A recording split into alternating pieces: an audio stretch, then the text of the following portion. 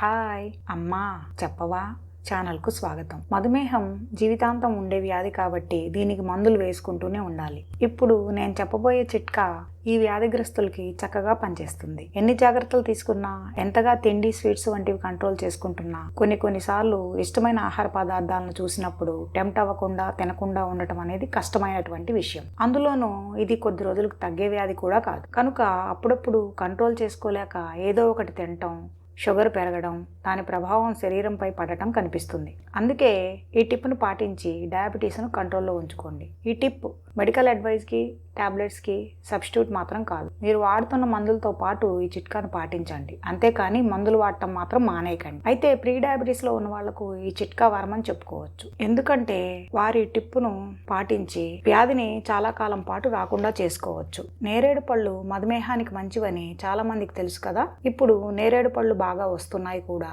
తొందరలో సీజన్ అయిపోతుంది. డయాబెటీస్ వాళ్ళు ఎప్పుడైనా ఎక్కువ ఆహారం తిన్నప్పుడు కానీ లేదా స్వీట్స్ వంటివి తిన్నప్పుడు తిన్న వెంటనే ఒక నేరేడు పండును బాగా కడుక్కొని తినండి. తినటం అంటే మామూలుగా పండు తిని గింజ పారేయటం కాదు. తినేటప్పుడు నేరేడు పండుతో పాటు దానిలో ఉన్న గింజను కూడా కొంచెంగా కొరికి దానిలో ఉన్నటువంటి రసాన్ని కూడా మింగేయండి. అది ఎంత బాగా పనిచేస్తుందంటే మీరు ఎలాంటి ఆహార పదార్థం తిన్నా మీ ఒంట్లో షుగర్ లెవెల్ ఎంత పెరిగినా అది వెంటనే తగ్గించేస్తుంది. నేరేడు పండు, దాని గింజలోని రసం సహజ సిద్ధమైన ఇన్సులిన్ గా పనిచేస్తాయి. అంటే రక్తంలోని చక్కెర స్థాయిల్ని వెంటనే తగ్గించగలిగే గొప్ప ఔషధ గుణాలు కలిగినటువంటిది నేరేడు పండు. కానీ గుర్తుంచుకోండి, పండును దాంతో పాటు గింజను కొంచెం కొరికి దాని రసంతో సహా తీసుకున్నప్పుడే దాని ప్రభావం అద్భుతంగా ఉంటుంది. రసం మరీ ఎక్కువ తీసుకోనవసరం లేదు. పండు తింటున్నప్పుడే గింజను కూడా లైట్ గా కొరికితే కొంచెం రసం వస్తుంది. దానిని పండుతో పాటు మింగేయాలి. ఇది చాలా మంది అనుభవంతో చెప్పినటువంటి టిప్. దీర్ఘకాలిక వ్యాధిగ్రస్తులకు మధుమేహం కంట్రోల్లో ఉండటం కష్టమే. వారు ఇష్టపడి దేన్నైనా తిన్నారంటే మరీ ఎక్కువగా తినకపోయినా కూడా రక్తంలో గ్లూకోజ్ పెరిగిపోతుంది. అలాంటి వారికి, ప్రీ డయాబెటీస్ లో ఉన్న వారికి ఈ చిట్కా చాలా బాగా పనిచేస్తుంది. నేరేడు పళ్ళు మధుమేహ వ్యాధిగ్రస్తులకే కాదు, పొట్ట సమస్యలతో, గుండె జబ్బులతో బాధపడే వారికి కూడా చాలా మంచివి. ఈ పళ్ళు బీపీని, కొలెస్ట్రాల్ ను కంట్రోల్లో ఉంచుతాయి. లివర్, కిడ్నీ ఆరోగ్యాన్ని మెరుగుపరుస్తాయి. మంచివి కదా అని మరీ అతిగా తినకుండా లిమిట్లో తింటూ దాని అద్భుత ప్రయోజనాలను పొందండి. అయితే సంవత్సరంలో 2 నెలలు లేకపోతే 3 నెలలు మాత్రమే నేరేడు పళ్ళు దొరుకుతాయి. మరి మిగిలిన సమయంలో ఏం చేయాలంటే నేరేడు గింజల పొడిని వాడండి. ఇది మార్కెట్లో దొరుకుతుంది. అయితే దాని నాణ్యత మీద మీకు సందేహాలు ఉంటే మీరే దాన్ని ఇంట్లో తయారు చేసుకోండి. పండ్లు అమ్మేవారి దగ్గర బాగా పండిపోయినవి లేకపోతే మెత్తపడిపోయినవి ఉంటే అవి ఎవరు తీసుకోరు. కనుక మీరు తక్కువ రేటుకు తెచ్చుకొని ఉప్పు వేసిన నీళ్లలో 2 సార్లు బాగా కడిగి ఆ తర్వాత ఒకసారి మంచినీళ్లతో కడిగి ఎండలో పెట్టండి. అవి 3-4 రోజుల పాటు బాగా ఎండిన తర్వాత దాన్ని పొడి చేసుకుని కొంచెం పొడిని తింటూ ఉండండి. అంటే ఏదైనా స్వీట్ కానీ లేకపోతే షుగర్ లెవెల్ పెరిగే ఆహార పదార్థాలు ఏవైనా తిన్నప్పుడు 2 గ్రాముల పొడిని నోట్లో వేసుకొని వెంటనే నీళ్లు తాగండి.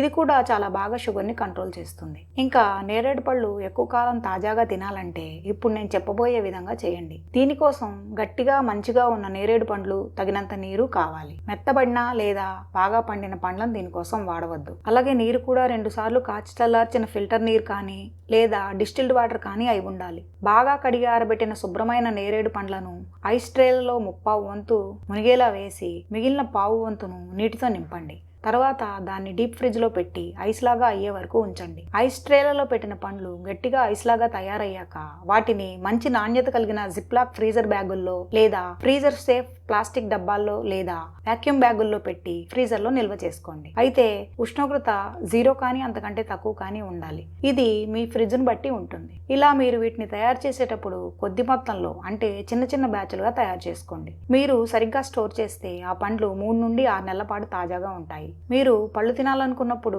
కావలసిన ఐస్ క్యూబ్స్ తీసి బయట పెట్టి దాన్ని కొంచెం గోరువెచ్చటి నీటిలో వేసి చల్లదనం పోయిన తర్వాత అంటే రూమ్ టెంపరేచర్ కు వచ్చిన తర్వాత తినండి. ఈ ఐస్ క్యూబ్ పండ్లను స్టోర్ చేసేటప్పుడు కొన్ని జాగ్రత్తలు తీసుకోవాలి, లేకపోతే పాడైపోతాయి. ఎక్కువ ఐస్ క్యూబ్స్ ను ఒకే బ్యాగులో కానీ డబ్బాలో కానీ పెట్టకుండా ఒక్కొక్క దాంట్లో కొంచెం కొంచెంగా పెట్టి నిల్వ చేయండి. దీనివలన మీరు బ్యాగును లేదా డబ్బాను బయటకు తీసిన ప్రతిసారి ఎక్కువ పండ్లు గాలికి ఎక్స్పోజ్ కాకుండా ఉంటాయి. చీటికి మాటికి బ్యాగును తెరవకండి. కావలసిన పండ్ల క్యూబ్స్ ను ఒకేసారి తీసుకుని మళ్ళీ జాగ్రత్తగా జిప్ లేదా మూత పెట్టేయండి. ఐస్ క్యూబ్స్ తయారు చేసుకున్న తేదీ ప్రకారం మార్క్ చేసి పెట్టుకుని ముందు తయారు చేసిన వాటిని ముందు తినేయండి. ఒకవేళ ఐస్ క్యూబ్ పండ్లు చేసుకోవటం మీకు కష్టం అనిపిస్తే గట్టిగా ఉన్న శుభ్రమైన పళ్లను డైరెక్ట్ గా జిప్ లాక్ ఫ్రీజర్ బ్యాగుల్లో లేదా ఎయిర్ టైట్ కంటైనర్ లో పెట్టి డీప్ ఫ్రిడ్జ్లో పెట్టండి. కాకపోతే ఇవి 1 లేక 2 నెలల కంటే నిల్వ ఉండవు కనుక తినబోయే ముందు వాటిని చెక్ చేసుకొని తినండి. ఇలా మీరు రెగ్యులర్గా నేరేడు పళ్ళు తింటుంటే మీ ఆరోగ్యం మెరుగుపడటం మీరే గమనిస్తారు. నాకు తెలిసిన వారిలో ఎంతో మంది ఈ చిట్కాలను పాటించి షుగర్ను అదుపులో పెట్టుకున్నారు. దాంతోపాటు చికాకు పెట్టే ఆరోగ్య సమస్యలను కూడా దూరం చేసుకున్నారు. ఇంకెందుకు ఆలస్యం? మీరు కూడా ప్రయత్నించి చూడండి, మీ అనుభవాన్ని పంచుకోండి. విన్నారు కదా, ఈ కంటెంట్ మీకు నచ్చినట్లయితే లైక్ చేయండి, షేర్ చేయండి. విజ్ఞానం వినోదం కోసం, సరదా సంగతుల కోసం, స్ఫూర్తినిచ్చే కథనాల కోసం ఈ ఛానల్కు సబ్స్క్రైబ్ చేసుకోండి. నోటిఫికేషన్ల కోసం బెల్ ఐకాన్ క్లిక్ చేయండి. మరో మంచి కథనంతో మళ్ళీ మీ ముందుకు వస్తాను. అంతవరకు సెలవు.